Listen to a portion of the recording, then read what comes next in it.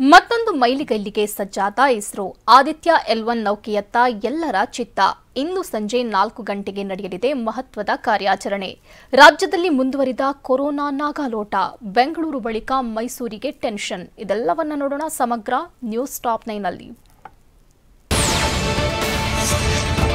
ಬಾಹ್ಯಾಕಾಶ ಕ್ಷೇತ್ರದಲ್ಲಿ ಇವತ್ತು ಭಾರತ ಮತ್ತೊಂದು ಮೈಲಿಗಲ್ಲನ್ನ ಸಾಧಿಸಲಿದೆ. ಭಾರತದ ಆದಿತ್ಯ L1 ಇವತ್ತು L1 ಪಾಯಿಂಟ್ಗೆ ತಲುಪಲಿದೆ.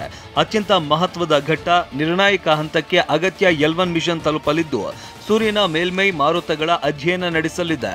ಆದಿತ್ಯ L1 ಮಿಷನ್ ಈಗಾಗಲೇ 110 ದಿನಗಳ ಯಾನ ಪೂರ್ಣಗೊಳಿಸಿದೆ.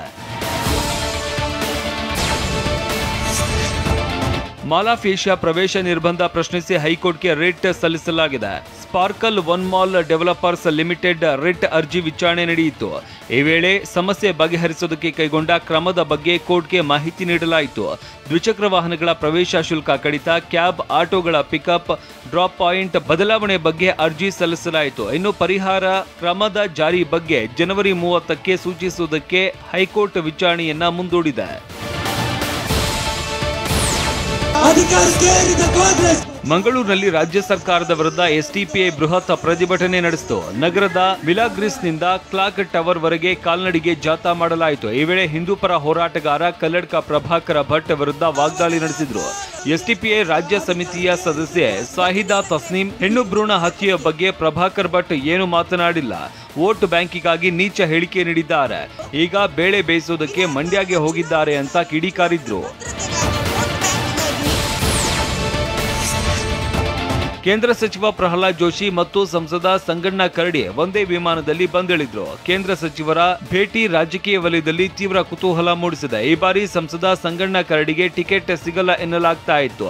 ಹೀಗಾಗಿ ಕೊಪ್ಪಳ ಬಿಜೆಪಿ ನಿಯೋಗದಿಂದ ಮಾಜಿ ಶಾಸಕರಾದ ದಡೇಸಗೂರು, ಪರಣ್ಣ ಮುನವಳ್ಳಿ ದೆಹಲಿಗೆ ತೆರಳಿದ್ರು.